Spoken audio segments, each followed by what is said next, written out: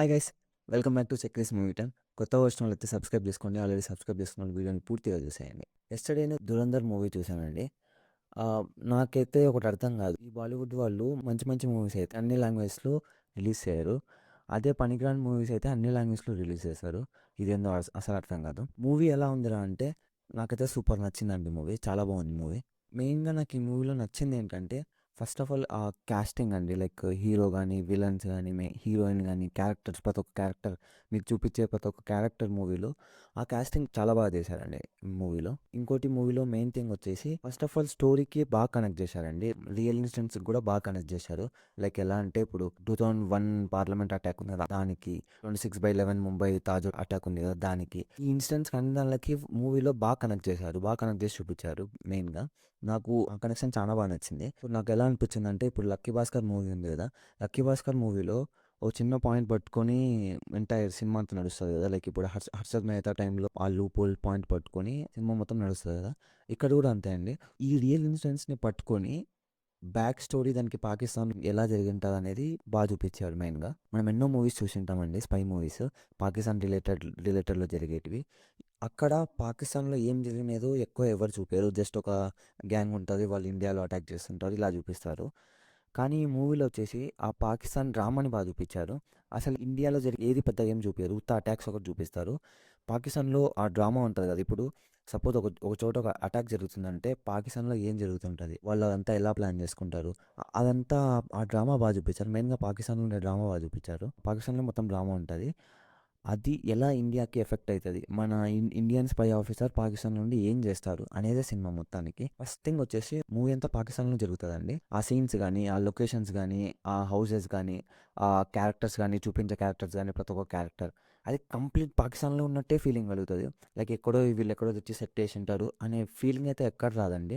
నాకు ఎలా అనిపించింది అంటే వీళ్ళు వెళ్ళి పాకిస్తాన్లో మూవీ తీసారేమో అని అనిపించింది. అంత బాగా చేశారండి సెట్స్ అన్ని చోట్ల. ఆ ఫీలింగ్ బాగా కలిగింది. ఆ హౌసెస్ కానీ, షాప్స్ కానీ, షాప్స్లో పనిచేసే వర్కర్స్ కానీ, అంటే క్యాస్ట్ కానీ, అంత ప్రతి ఒక్క చిన్న క్యారెక్టర్ దగ్గర నుంచి కూడా చాలా బాగా చూపించారు.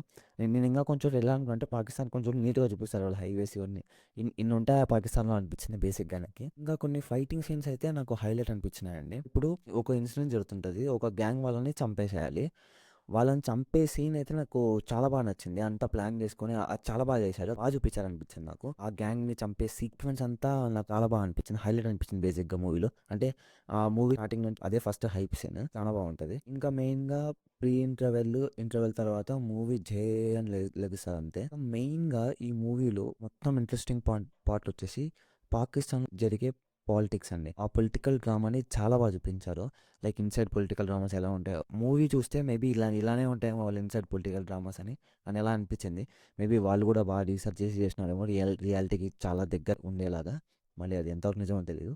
ఆ సీన్స్ అయితే చాలా బాగా చూపించారండి ఆ పొలిటికల్ డ్రామాని. ఇంకోటి మూవీ ఓన్లీ థింగ్ వచ్చేసి మూవీ 3 hours 15 minutes ఉంటుంది మూవీ అంతా. ఇప్పుడు ఆ 3 hours 15 minutes లైక్ చాలా లెంతీ మూవీ. కొన్ని చోట్ల బోర్ కొడుతుంది ఖచ్చితంగా. బట్ బోర్ కొట్టినా ఆ డ్రామా చెప్పేదండి పాకిస్తాన్లో ఆ బిల్లే డ్రామా కూర్చోబెడతారు 3 hours థియేటర్లో ఖచ్చితంగా. ఇంకా మూవీ అయితే వర్త్ వాచింగ్ అండి సినిమా థియేటర్లో అయితే పక్కగా. ఆ సాంగ్స్ కూడా కొన్ని చోట్ల సాంగ్స్ బాగానే ఉంటాయి. మరీ అంత తీసి పడేసేంత లేవు. కొన్ని చోట్ల సాంగ్స్ బాగానే ఉంటాయి. బీజం కూడా చాలా చోట్ల నాకు చాలా బాగా నచ్చింది. ఇంకా బ్యాక్గ్రౌండ్లో సాంగ్స్ కూడా వస్తుంటాయి కొన్ని, అవి కూడా నాకు చాలా బాగా నచ్చినాయి మూవీలో. క్లైమాక్స్ చూడండి బాగా హ్యాండిల్ చేసినారు. ఇప్పుడు మన హీరో స్పై హీరోనే తోపు దమ్ముంటే అందరిని చంపేసి అలా ఉండదని కరెక్ట్గా ఎండ్ చేస్తారు క్లైమాక్స్ని కూడా. పార్ట్ 2 కూడా ఇంకా స్కోప్ బాగా వదులుకొని చాలా బాగా ఎండ్ చేశారు క్లైమాక్స్ని కూడా. వీళ్ళు పార్ట్ 2 కూడా ఆల్రెడీ థియేటర్లో అనౌన్స్ చేసేసాడు March 19th 2026. నాకు తెలిసి మొత్తం ఎంటైర్ సినిమా పార్ట్ 1 పార్ట్ 2 రెండు ఒకటేసారి తీసేశారు. ఇంకా ఒక 3-4 మంత్స్లో పార్ట్ 2 కూడా వచ్చేస్తుంది. ఈసారన్నా పార్ట్ 2 అయినా అన్ని లాంగ్వేజ్లో వదులుతా చాలా బాగుంటుంది అనుకుంటున్నాను నేను. ఇంకా బాగా కలెక్షన్స్ వస్తే హైప్ ఉంది మూవీకి కూడా. మరి చూడాలి పార్ట్ 2 అన్ని లాంగ్వేజ్లో వదిలితే మోస్ట్ వెయిటెడ్ మూవీ అవుతుంది. లైక్ మరి తెలియదు పార్ట్ 2 ఎలా ఉంటుందో. పార్ట్ 1 అయితే చాలా బాగుంది. ఇంకా చెప్తాను ఫైటింగ్ సీన్స్ అయితే చాలా బాగా నచ్చినాయి. కొన్ని చోట్ల వాళ్ళు చాలా బ్రూటల్గా చూపించారు. లైక్ సెన్సార్ లేకుండా ఇప్పుడు ఎవరన్నా తలపల కొడితే అది అలాగే చూపించడం, అవన్నీ బాగా చూపించారు మూవీలో. ఇంకా అంతే గైస్, మూవీ అయితే నాకు చాలా బాగా నచ్చింది. మెయిన్గా ఈ వీకెండ్లో అఖండ 2 చూద్దాం అనుకున్నాం, కానీ ఆ మూవీ రిలీజ్ కాలేదు. ఈ మూవీకి అనుకోకుండా వెళ్ళినా కానీ మూవీ అయితే చాలా సాటిస్ఫై చేసింది నన్ను థియేటర్లో. చాలా బాగుంది మూవీ. వీకెండ్కి అయితే మంచి మూవీ అండి. ఖచ్చితంగా మీరు ఏదైనా మూవీకి వెళ్ళాలనుకుంటే ఈ మూవీకి అయితే సజెస్ట్ చేస్తా ఖచ్చితంగా. Worth watching. థియేటర్స్లో. That's it guys. మీకు ఈ వీడియో నచ్చినట్టయితే లైక్ చేయండి. కామెంట్స్లో మీరు మూవీ చూసినట్టయితే మీకు ఎలా అనిపించిందో కామెంట్స్లో చెప్పండి. సబ్స్క్రైబ్ చేసుకోండి గైస్. 500కి దగ్గరలో ఉన్నాం. ఖచ్చితంగా సబ్స్క్రైబ్ చేసుకోండి. టాటా బాయ్.